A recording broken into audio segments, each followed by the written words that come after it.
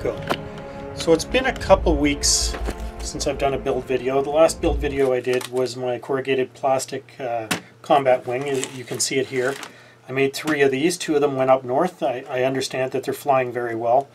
I still haven't done any actual combat, but I've sure had a lot of crash experience with this wing. Just going to alter that just a little bit so we can catch it.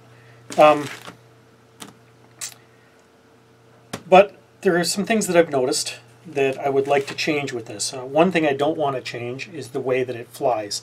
This wing flies very well. It's stable in flight.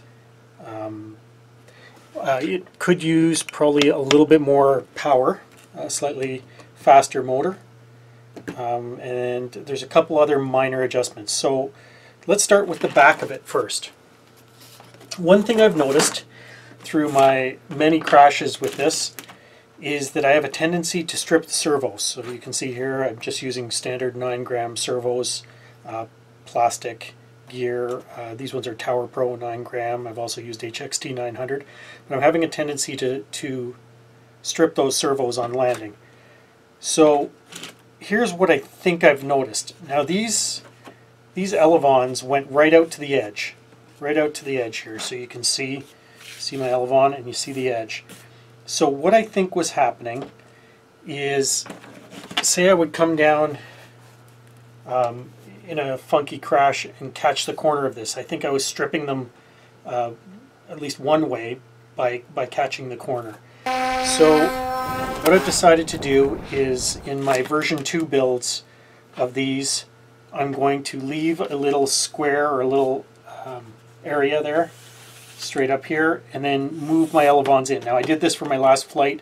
I had 5 or 6 crashes and I didn't strip any servos, so I think that's probably a pretty good plan. So all this will be is the continuous corrugated plastic, and I'll just have this for my elevons instead of all the way across. And to make it rigid, because you can see the way the corrugation's running in here, you probably can't see that, but I will shove in a piece of fiberglass rod just to keep that rigid. So that's the first thing that I'm going to do, and hopefully that'll help me with stripping servos. Something else I'm considering doing, when I mount my camera on the back here facing the back of the plane, I catch in the camera angle both of these elevons. That's kind of neat for the video because you can see the adjustments that I'm making for when I'm turning, when I'm spinning.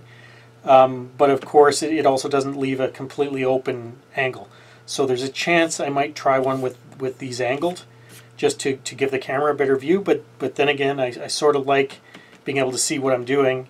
If I'm looking at a video after I've had a crash, I can kind of analyze whether it was my problem or whether the plane just stalled or whether I hit a gust of wind. But that remains to be seen. So let's move on to the front end. The plans I'm going to change on the front end. This motor is an 11 or 1200 kV motor.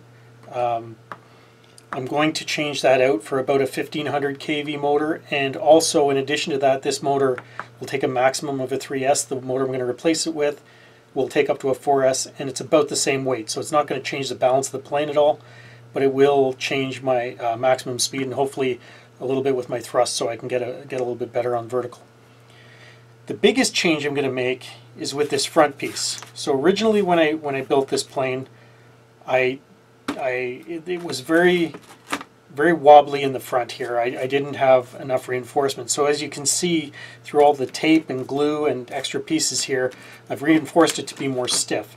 So what I'm going to do is I'm going to take this front piece that I have right here, and I'm going to make it one continuous piece that also comes down here, and around and back, and around and back. So I'll have one continuous piece that's here, here, here, and here, and that's really going to solidify the front. It'll make it a little heavier in the front end. I'm not too worried about that. It still flies very well with a pretty heavy battery and a camera on it, so I'm not that concerned. The other thing I'm thinking of doing is 2 extra upright pieces here and here, and what that's to do is, if for just flying it, this doesn't matter, but for when And if I eventually do combat with this plane, it would be nice to have the electronics a little bit protected from a crash or from another plane's propeller. So I'm thinking one here and one here, just two uprights coming through here. The battery will sit in between them and the electronics will sit in between them. So that's my plan.